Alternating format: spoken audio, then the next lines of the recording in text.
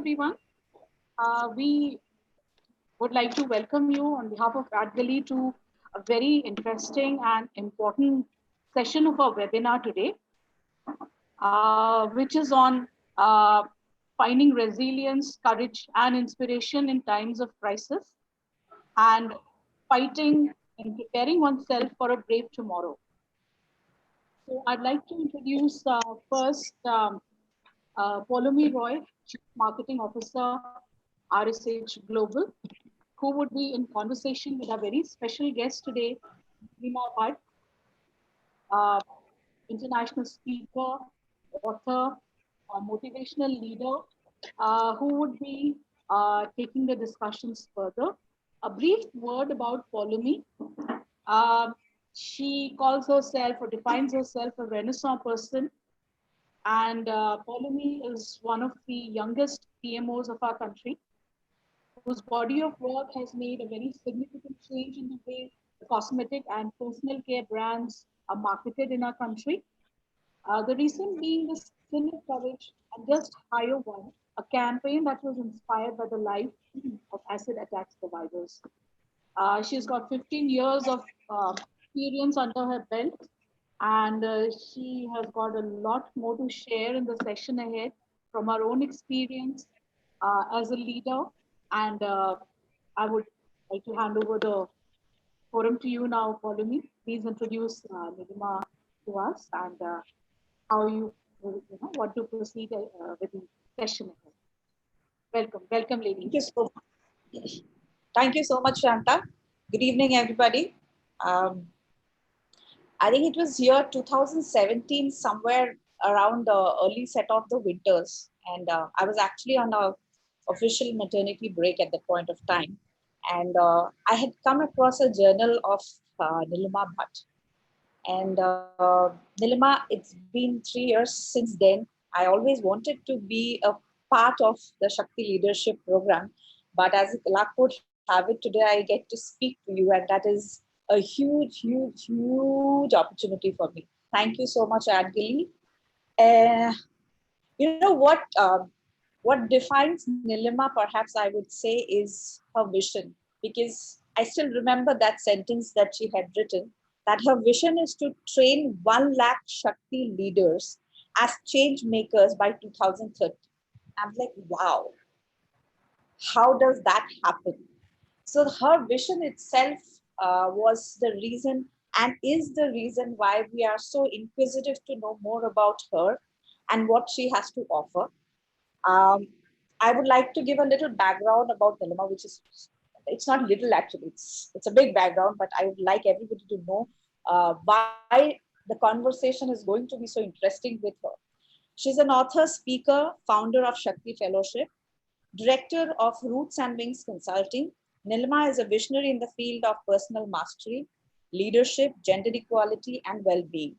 A corporate executive, an entrepreneur, yoga teacher, and trained dancer, leadership coach, and trainer.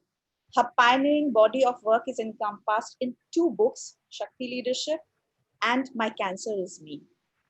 Together, they outline a holistic and integrated approaches to leadership and resilience. Nilima is currently focused on building the Shakti Fellowship, a global 9-month advanced leadership and entrepreneurship program for women, jointly certified with the University of San Diego, with a vision to train 1 lakh Shakti leaders. Thank you so much, Nilima. It is such a pleasure to have a conversation with you.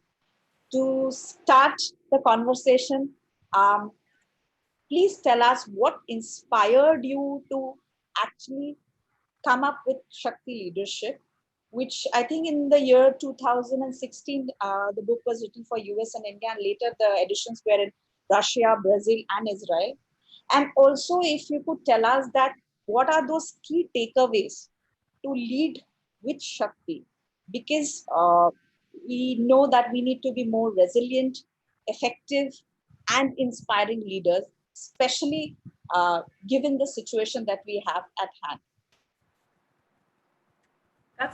That's going to take a bit of a long answer, follow me. But to start with, thank you for the wonderful introduction. And thank you to Ad Gully for inviting me. I was joking that I feel like Frodo returning to the Shire. If any of you watch Lord of the Rings, that I belonged to this world of media, marketing communications, corporate communications 22 years ago.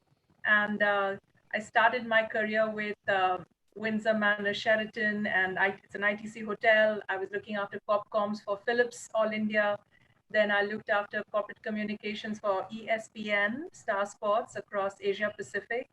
And at 32, I had this existential crisis of, am I making a difference? Am I making an impact? And so I left full-time work because I had the luxury to do so.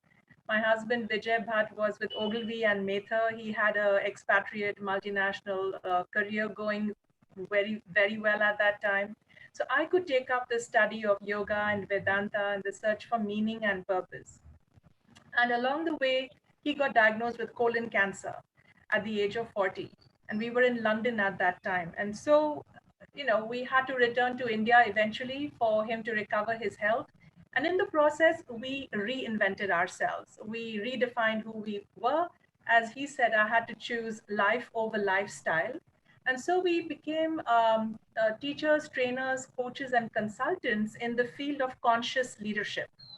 And we became part of an organization called Chitta Sangha and the Conscious Capitalism movement, where I met Raj Sisodia.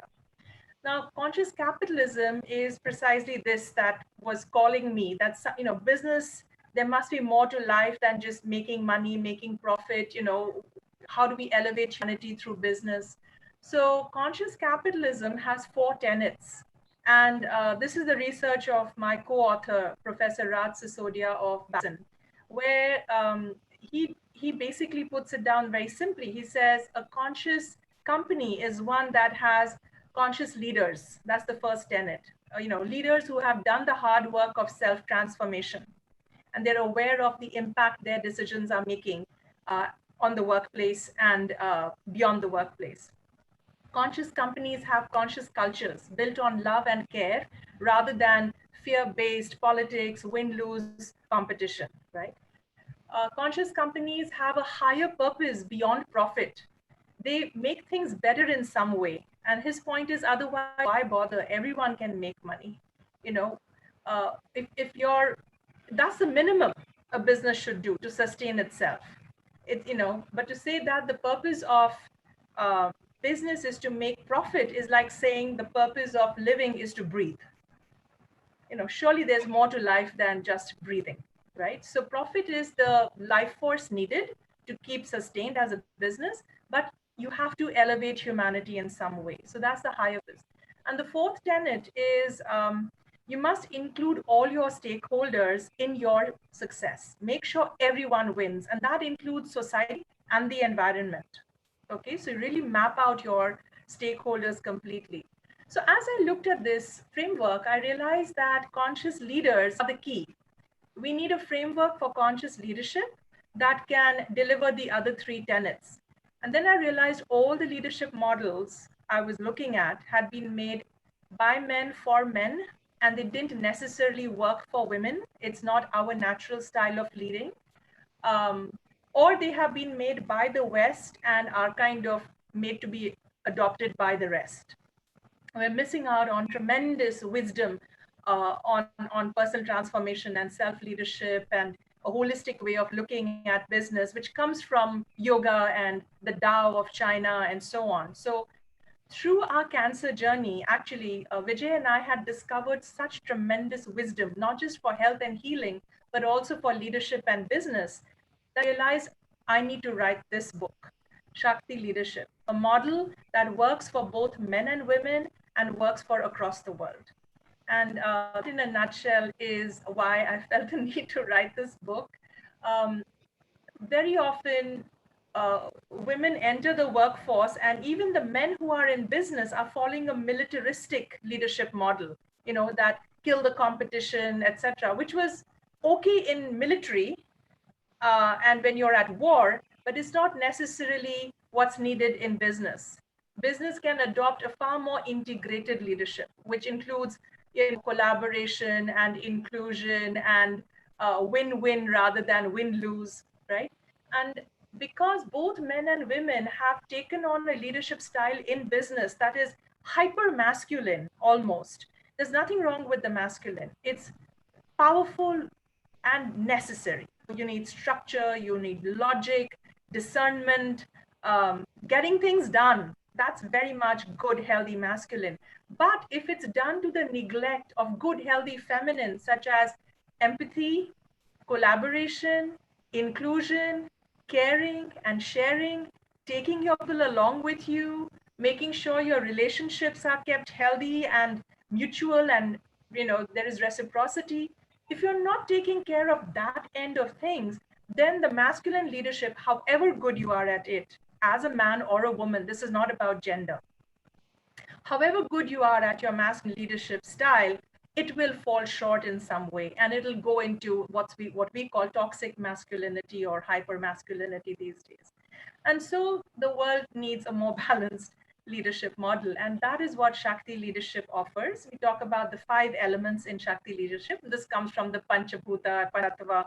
5 is a very powerful number, and you can remember it on your fingertips of one hand, right? So first, to be a Shakti leader, you have to cultivate presence. From that place of presence, where you are centered enough, grounded enough, and you're not in your reactive ego self that is in your fear normally.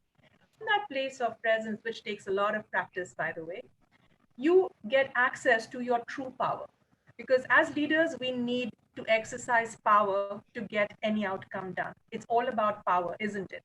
Unfortunately, we're busy doing win-lose power games. Whereas if we find presence, we find an innate intrinsic power, which is our agency, which comes from our values, which comes from our purpose. We have a lot of natural gifts and talents that are our Shakti, our power bases. And we have to learn how to stand in them and operate from there. Okay. So once you come into your true power, your Shakti, you now find 3 capacities. One is wholeness, which is becoming psychologically whole. So in order to come into your full power, you need to become a whole person, right? And a whole person is someone who has access to their healthy parent self, their wisdom, has access to their healthy child self, their curiosity, their wonder, their playfulness, their ability to light up, their fool self. You also need to have access. Now, this comes from Eric Berne, if this is beginning to sound familiar, if any of you did transactional analysis, right? That we have a parent, adult, child. So to be a healthy adult, you need to have access to your healthy parent and your healthy child. What I learned from Carl Jung is that you also have to have integrated your healthy feminine and your healthy masculine. He says every man has an inner woman, his anima, and every woman has an inner man, her animus. So it's like you must have access to your masculine nature, which is, in simple words, captured in the word tough. The ability to draw boundaries, say no, fight the good fight, all that is good, healthy masculine. And equally good, healthy feminine is love, you know, the ability to be compassionate, empathetic, hold everybody, be in compassion, not just towards others, but to yourself, and bring that powerful energy of love that is available to us as humans. Why do we leave it at the door when we come to work? Love is one of the most potent forces we can bring to leadership, right? So to become whole, you have to become the wise fool of tough love. And that's a very simple phrase I want you all to take away from today. And the next quality of a Shakti leader is called flexibility, which is, for any leadership challenge you face, any dharam sankat, it is the only skill set you need is one of these 4. That's why it's called the core fourfold self. There is nothing outside the purview of these 4 selves, these 4 power bases. So any challenge you face, you have the ability to flex. Does this moment need me to be more wise or more foolish, more tough or more love? And the ability to flex, that agility, is a core hallmark of a Shakti leader. Otherwise, we have our preferences and we just are the man with the hammer and everything looks like a nail, and we just go with the same leadership style in every situation and then wonder why it's not working. And the last element is called congruence, which is if you know your wholeness, you have practiced your presence, all that is great. But where are you going with your whole self as a leader? Do you know your purpose? Do you know your dharma? And it's very beautiful. From yoga, we understand that your swabhav, your innate nature, who you uniquely are, is who you have to show up as and be as a leader. So your swabhav is your swadharma. So are you congruent, or are you putting on a mask and coming to work? Are you pretending to be someone you're not to get things done? And that will never last as a strategy. So to know how to really be congruent, to ring true as a leader, the leader you are is the person you are. Okay, so to be congruent and to be authentic in how you show up as a leader. So to cover it, it's presence, power, wholeness, flexibility, and congruence. These are the 5 elements of Shakti leadership, and we take them up literally as practice. These are muscles we have to build. You can't just say, oh, I heard it in a webinar and now I'm a Shakti leader. No, you go on a 9-month journey almost at a minimum, and you still don't master these capacities and skill sets. So that is Shakti leadership and how you come into your full power. And I'll talk more about the journey it takes to get there as we go along. Right. If I may ask you, what does it mean to be on the hero's journey? Super. So this is something so core to Shakti leadership, and I'm very excited to actually share this because you can't come into those 5 elements unless you go on the hero's journey. And hero's journey is the work of Joseph Campbell. Many of us may have heard about him, back in the 70s and 80s. I'm not sure how much people use his model, but he left us this great map called the hero's journey. And so I'm going to share that screen with you because that's the best way to remember it in a nutshell. So there's this quote, from the mother. She says, the future is for those who have the soul of a hero. And if you look at what we are going through right now, we're in the ultimate crisis. And the hero's journey is really about facing crisis and coming into any kind of power and capacity. So those 5 capacities I was talking about requires you make a journey to come into it, and it takes a lot of courage to gain these qualities. They're not given to you on a platter. You have to earn it in some way. So in a quick nutshell, what is the hero's journey? Let's look at it in 4 simple stages to remember. Actually, there are 17 stages, but let's remember a shortened version. We talk about the crisis. Now, a hero's journey typically begins with some kind of a crisis where you're shaken out of normalcy.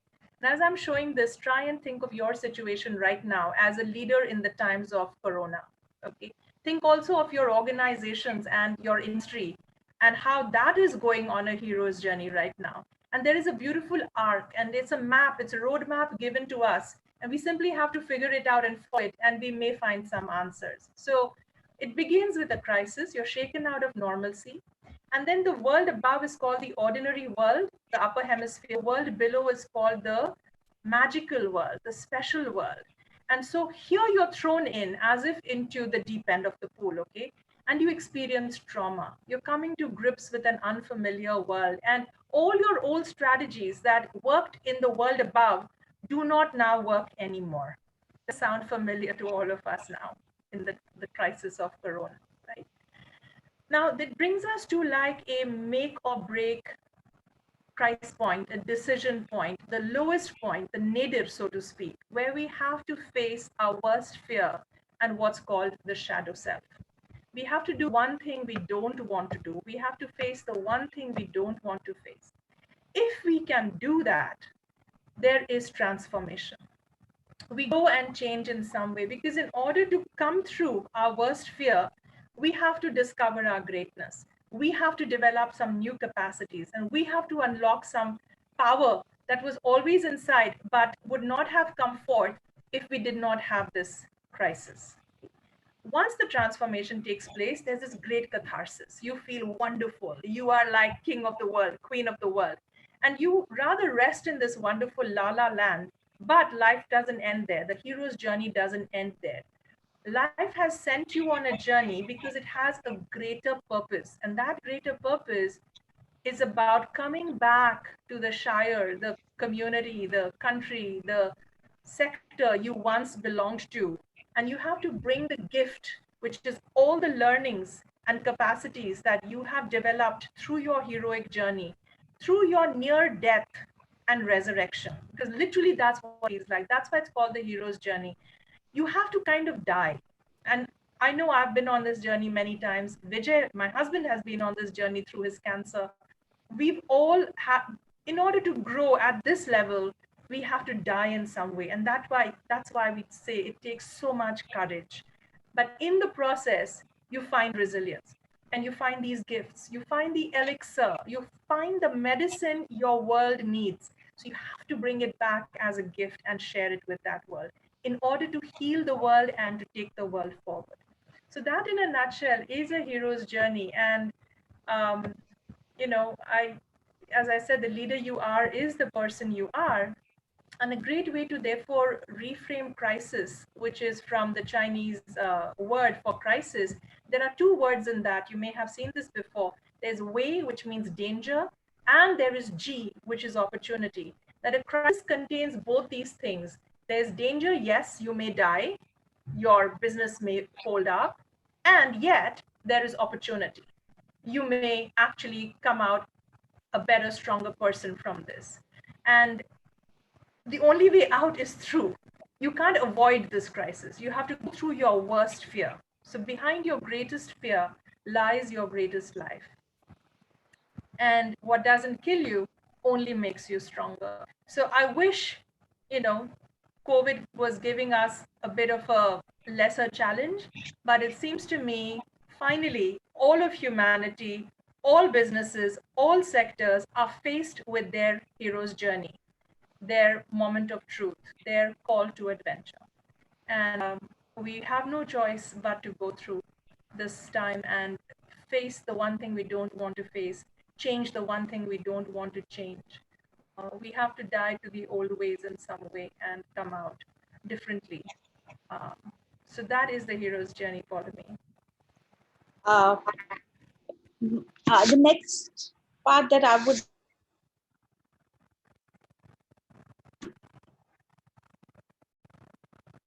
Like we lost Ptolemy.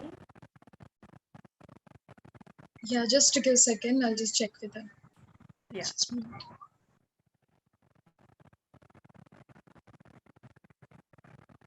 While we're waiting for her to come back, I can share another slide.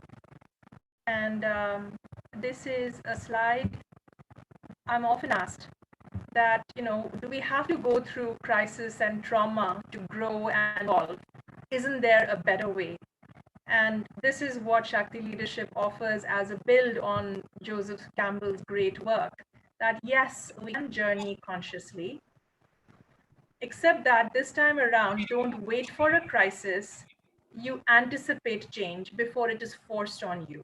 You know that life never stagnates. It's always growing, always evolving. So you wait for a spandan, you wait for that impulse. You anticipate change and you enter into this crazy magical world. You allow a dissolution to take place. You don't wait to be whacked into it. Go into it willingly, lean into it. You have to allow the old self and old ways to die. That takes the courage again. And you have to engage your unrealized potential, your innate Shakti, that creative force that is always looking to find new ways to express itself through your work and through your uh, leadership. If you can do that, now there is evolution. And you evolve, your work evolves, your company evolves, your sector evolves because you develop new gifts and capacities. And you have to bring that back as a way to bring resolution to your world in some way. So this is essentially a call that says, don't wait for a crisis. You can go on this journey willingly. And if you don't grow as time requires you to, only then are you going to be whacked into a crisis. Now that we have a crisis, I would say don't waste a good crisis. Let us mine it for all the growth that's sitting there. Welcome, Polomi. Welcome back. I'm so sorry, there was some this just blank screen. So from this, if I were to say that if we had more Shakti leaders, how do you think this world is going to change our workplaces? How's the economy going to be different? And so what is the difference that we are going to witness if we have more Shakti leaders? I think if it is what it is and it can be what it can be, then if this COVID crisis can make all of us relook at how we are living and leading right now and what needs to change, and if you apply the lens of yin and yang and masculine and feminine, and I think we will all very quickly see that the system is overburdened with hyper masculine energy, and we are going to bring in much more feminine values, feminine behaviors, the ability to be vulnerable, the ability to ask for help, the ability to innovate and do the simple jugards that are needed. Give ourselves permission to do that. Be kind to ourselves and others. I think I feel just like all of us, nature itself is balancing at this time, right? So you're seeing these wonderful videos of elephants in streets, and Nilgai in Chandigarh, and dolphins back in rivers, and so on. So nature and the Shakti of nature is already rising to restore balance in nature, this feminine creative force. In the same way, if we can allow this feminine energy, the Shakti, to rise in our sectors, in us, through our values, through our behaviors, through our choices, um, we will be able to restore balance and create from a whole new level in a more sustainable way. So I think we will have more sustainable lifestyles. We will consume less. We will not feel the need to market more to everybody and say me, and look at me, consume me. We will enter into a far more mature and stabilized place of sufficiency, right? And recognize that it's not about having more, it's about appreciating what we have, and that more can that less can be more. These are the kinds of changes I can see. I know even business and um the financial systems need to go through some major remodeling, and I'm part of Future Capital, which is an organization that's working with the United Nations to fund the SDGs. And we realize that money alone is not going to deliver the sustainable development goals. We need to innovate new forms of capital.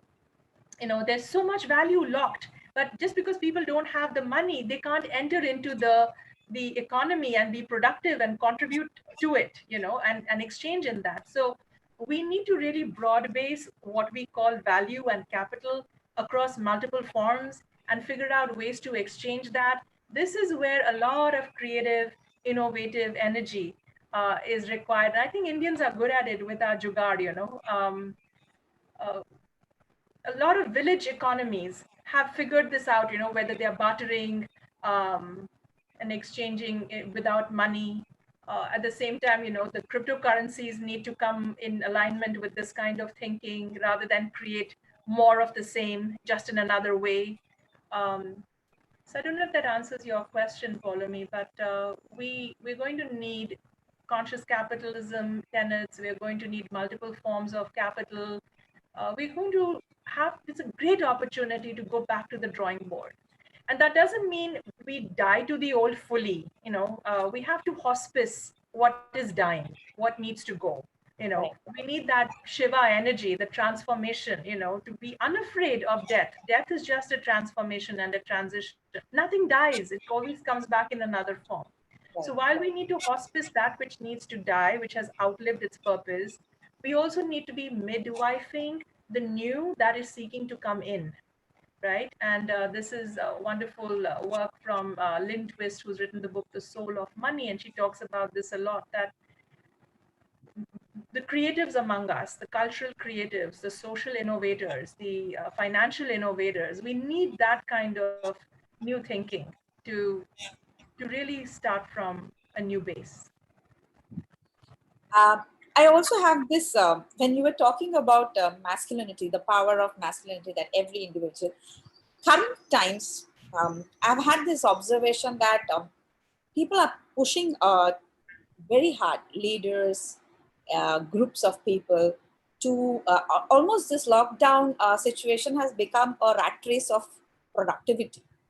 Now, as leaders, and as you said, there are certain times you need to tap in and like, is this the right way? Because I again feel it's an extremely tapping into your masculine self, getting a grip of the situation and saying, we're going to make this productive. Would you just tell us what is the difference between making it productive or where is the line that has that needs to be drawn? Because I just feel people are becoming over hyper to prove a sense of productivity, of learning and coming out of this phase like never before. If you can just tell us something, where to draw the line and how to handle this situation.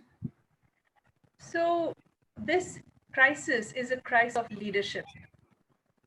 And all of us who are leaders at this time have to do the tough task of inserting pause on our leadership style and our mode of operating.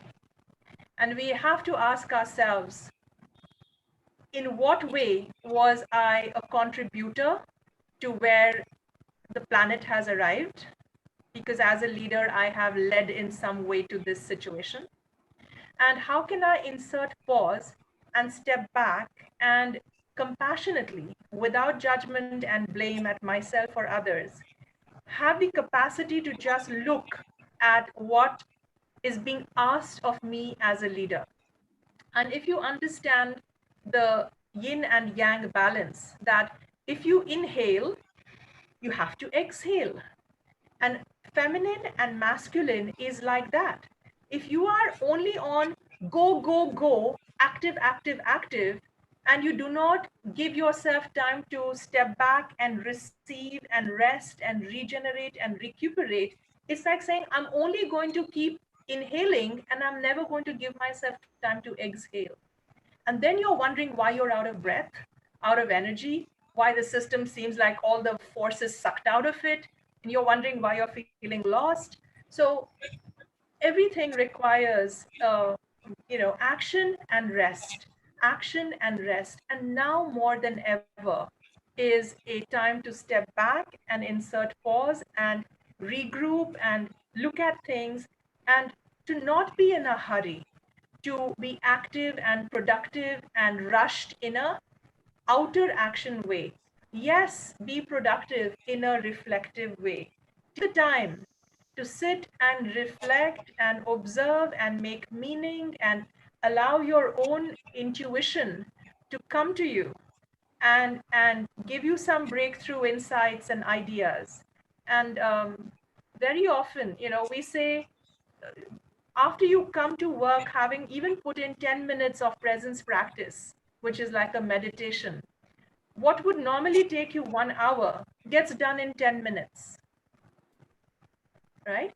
So I'm inviting all of you as leaders and organizations to be kind to yourselves and to recognize that at this time, inserting pause and stepping back into some presence and reflection may be far more productive. That you'll come back with the next level ideas. If you don't do that, you'll keep doing what you've always done, and then you will get what you've always got, and that led to crisis.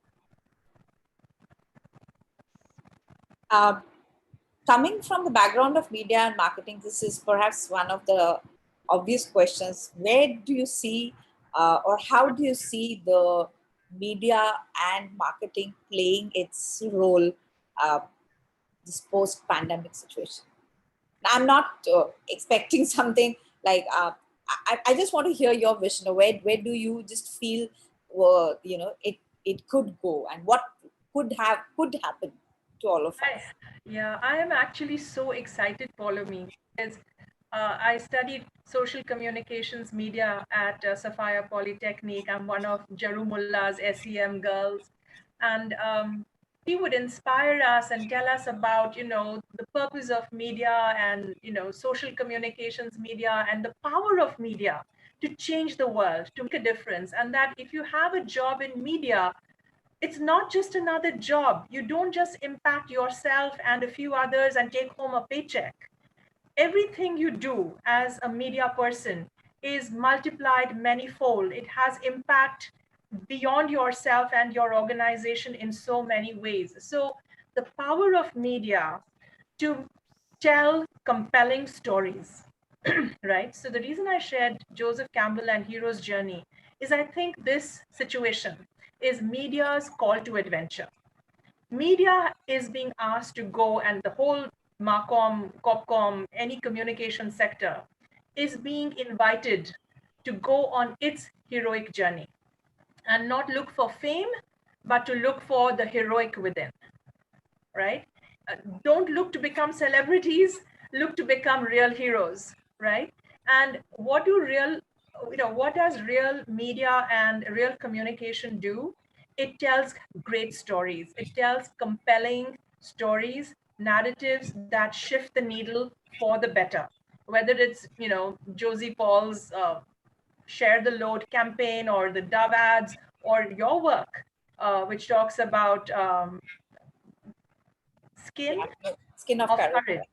Yeah, right. So you are sitting on tremendous channels of uh, moving Shakti in the world, moving transformative energy and ideas into the world through your channels, through your media, through your stories that you tell. So just don't tell a story, capture the myth.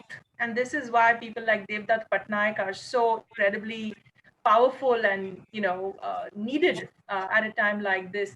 All those of us who understand the power of myth, as Campbell would say, mythology is psychology.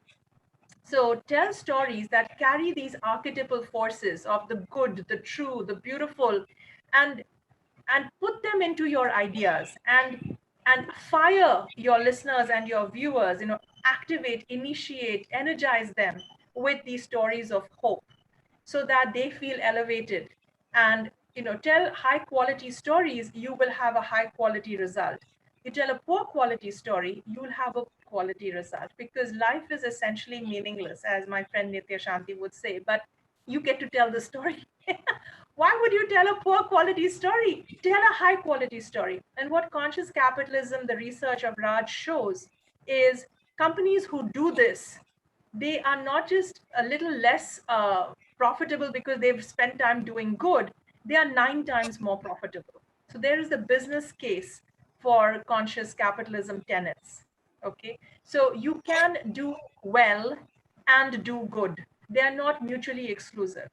So this is, I think the world is looking to media, the power of media, to turn what is a crisis into an opportunity for evolution, for inclusion, for elevating humanity, for creating a world that works for all.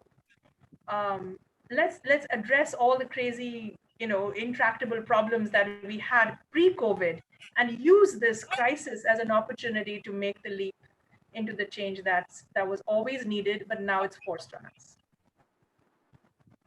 Wow. So I think we could take some questions now. If I just check what other questions that we have.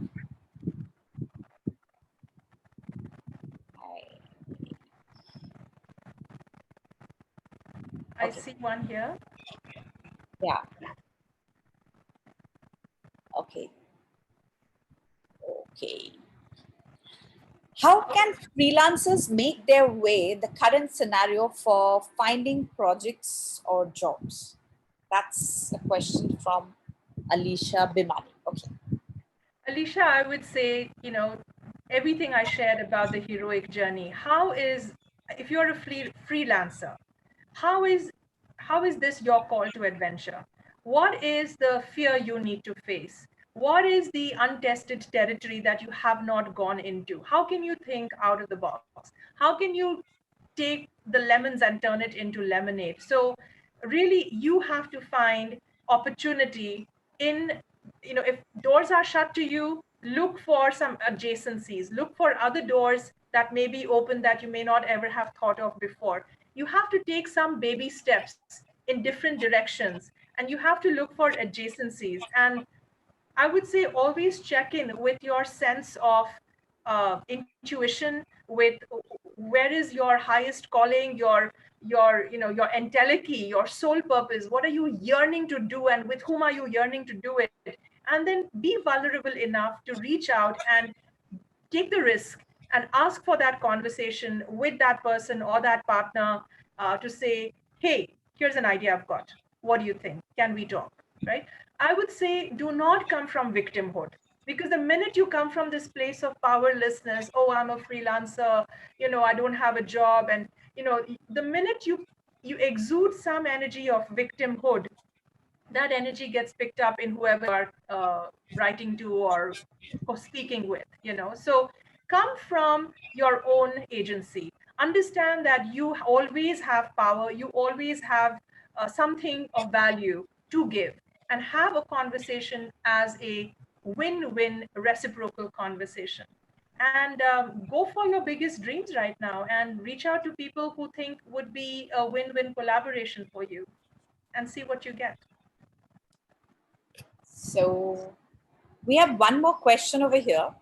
So this is by Nivedita Gupta, and the ask is, how can brands bring more balance in women empowerment? I think, yeah. So basically, workplace. Do not wait. If you're talking about women empowerment and you are as a woman are asking the question, um, as I say, power is never given to us on a platter. We have to earn it, and then we have to very maturely claim it and stand in that power and say, you know, I claim this as mine. So do not wait to be given power over, given over power by people in the system. um, Step into your own agency, your own capacity, your own talent. Hone it to such an extent that the value it brings is immediately seen and visible to whoever you are sharing it with, and they will want more of it. So for example, just yesterday I was, an organization reached out to me. It's an organization largely of engineers. And they said to me, we want more diversity and inclusion. I said, you mean you want more women in your organization? He said, yes. I said, so why do you want them? What do women bring?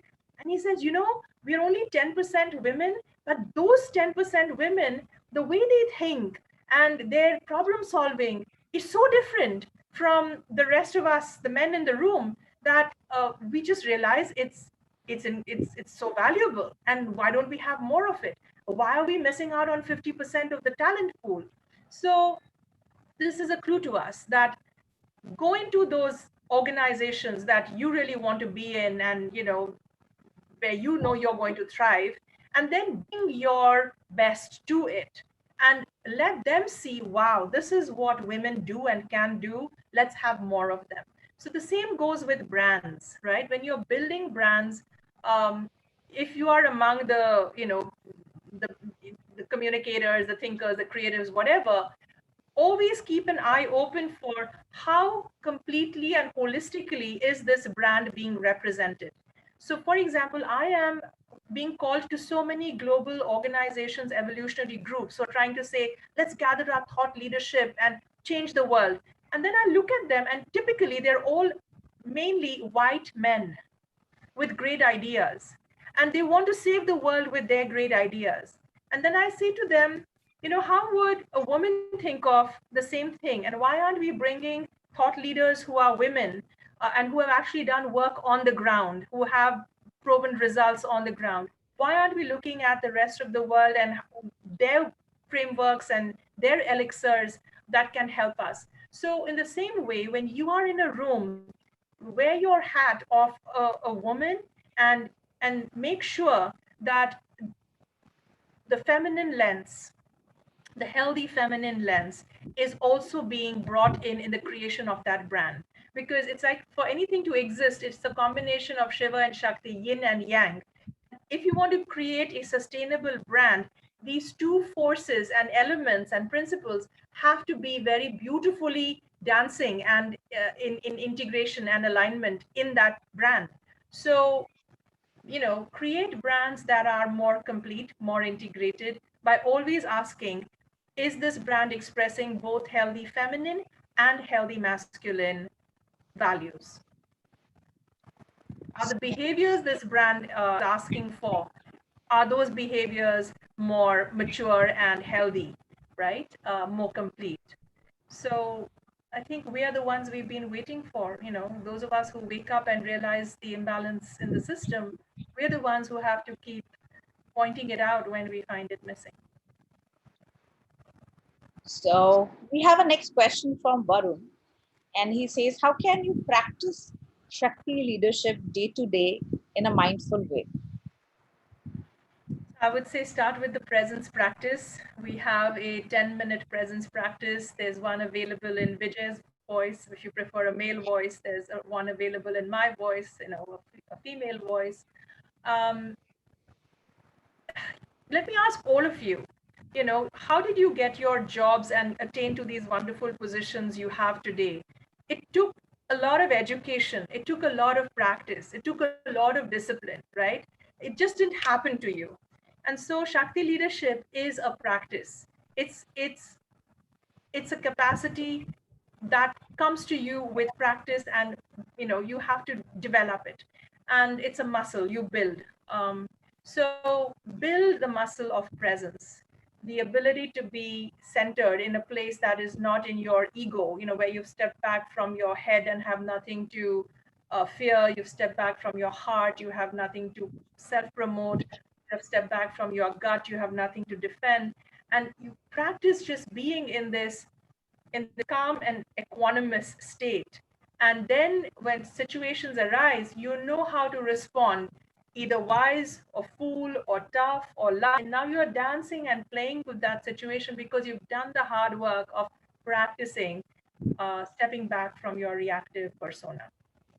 Right? So to be a Shakti leader, practice presence, consciously check in on how you're doing power in each moment.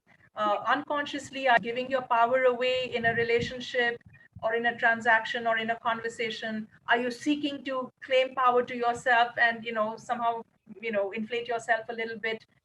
So be present to how you do power, and make sure you're doing win-win and power with, right? So these are simple but very important things that you just get good at with practice. There are some more questions from anonymous attendees. So one of it is, will a story or a new product launch in personal care benefit the organization? I think this is your question, follow me, now that you've heard Shakti leadership. Yeah, so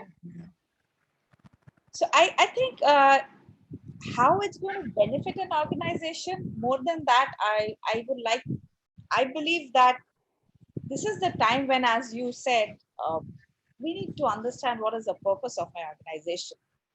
And if there is a gap in the offerings that I have to offer to my consumers, beyond, as you said, profit, there is a reason why one has started a business. This is the time we need to reflect back on that. It could be any business. It could be personal care. It could be capital goods. At the end of the day, as you said, every business has a purpose. So if you go by that purpose and you feel that, okay, there is a gap that from what I'm offering to my consumers or the world, and is this that time? If I do it, it will be a win-win for them and me, then why not? So for example, I think very common example that we have seen is of the hand sanitizer, you know, that we had seen in the personal care thing. So it's, Swachh Bharat, clean environment. Uh, we were talking about all of this for the longest time. Healthy hand washing. It's important. Hygiene was a very important thing. Unfortunately, as you said, the media narrative had just taken that spin around. And if you keep your ears and eyes open, we were getting that sound. All these were happening. But with this crisis, which is created on the health front, I think a lot of companies suddenly geared up, produced, and gave hand sanitizers. Now the question is this something that I want to sustain with as an organization? Is it a momentary truth or momentary wave that I'm riding? Or is it a realization that, oh, I was in this domain and probably, I could have done this earlier. But now that I realize that there is a crisis, there is a need, and I belong, the purpose of me or my nature of offering coincides, then probably uh, why not? But it cannot be like everyone and anyone will be developing new products and new launches and expecting them to fly high, because again, as you said, that this is the time when one has to sit back and look beyond what we were doing, which is profit making, profit moving, because anything to survive in future has to have a very sustainable model, and that's what we all realize, that sustaining self, sustaining people around us, sustaining environment. And I loved that part of your conversation where you had hinted that how today the world realizes that even by listening of the masculinity energy, we are still surviving. We're still doing the household chores, and practically maximum of us, the quintessential feminine chores is something every man and women are doing. And right now, if taken, each individual in this universe are doing, exercising their feminine power more, and the world is still running. It is not collapsed, which perhaps was the situation prior to this. And we all thought that, oh, one day when we don't exercise our masculine power, the world is going to collapse. And I love that idea. And I feel here's where even organizations have to think from that angle, that new launches, new product, yes, why not? But what's the purpose behind it? Okay, so yeah. The second one is, do organizations need to train their women trainees differently as compared to their male colleagues? I would say it's both yes and no. I find if you create women only training programs, they have a benefit, much like having uh, girls only schools and boys only schools. Like there is some rationale to that, because when you put women together and if they are facilitated in a conscious way, then they feel very safe to be themselves and to bring out that feminine quality, and uh, they don't end up diluted in some way, right? So I think to start in an organization with doing good training in women alone, for women alone, and then closing it by also doing a mixed gender training, where there can be very authentic conversation between the points of view that a man has, the points of view a woman has. And one of the things we have done to great success, what we call the gender, the whole man, whole woman gender dialogues. And we create these concentric circles where the women sit in the middle and the men sit around. And we ask the women to share their deepest hopes and fears and needs. And we create a very safe space. And the men are asked to just hold the women in that safe space so they feel secure sharing what they have to say. And when the men hear women speak at that deep level, there is such compassion that opens in them towards a woman's reality that they have otherwise never had a window to, right? And then they exchange places. The men come and sit in the inner circle, the women hold space from the outside. Now the men share their hopes, their fears, and their needs.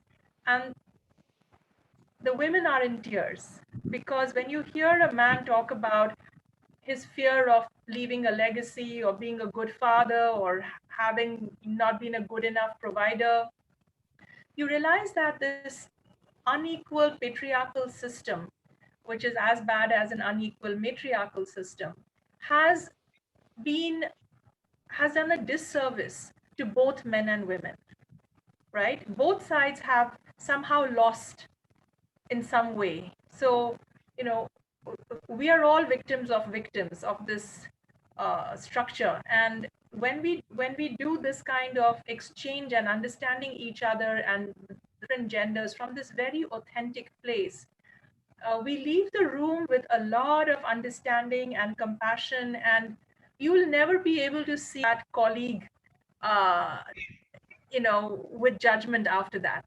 because now you understand their reality. So I think we have to create gender sensitization and train for unconscious biases. And that involves doing both separate groups and then mixed groups. It has to be a very sensitively done training. So we have this last question over here, as I can see. How can you inspire young managers to deploy Shakti leadership in their career journey? How can we, could you repeat that? How can you inspire young managers to deploy Shakti leadership in their career journey? In their careers. Yeah. I think, when you talk about young, my children come to mind. My son is 29, my daughter is 26. And I feel very good when I see this millennial generation. In many ways, maybe like my generation is more empowered than, say, like as a woman compared to my mother, who was completely a daughter of the patriarchy and did her best in that. And, hats off to her. And yet, when I grew up and I saw that model, and it was like, that's not going to work for me.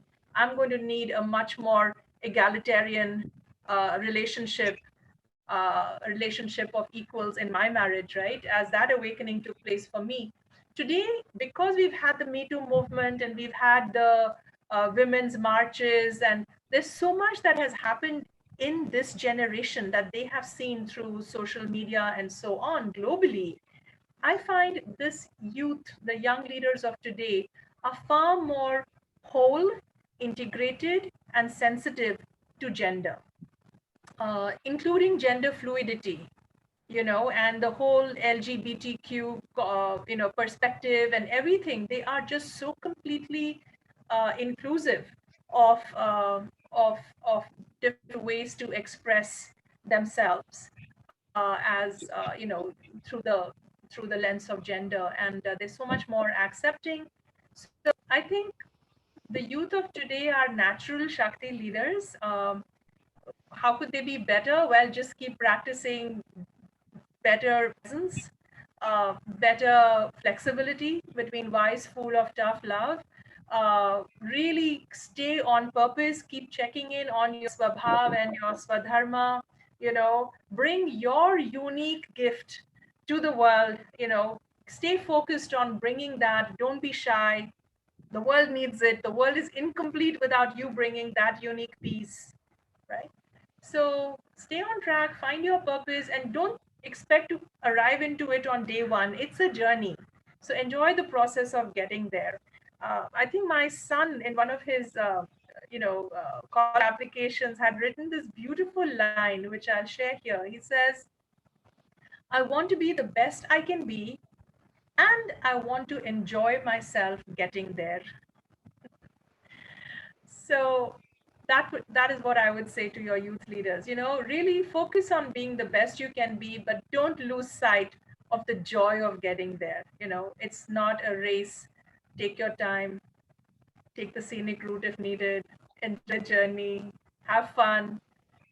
This wonderful youth is not coming back, so savor every moment. Okay, so we I have think that ends our session. You answered all the questions. Yeah, there are some more questions that have come in over here. Yeah, I think we can answer that later. Maybe we can do that. But we can end the session today. We are past 5 now.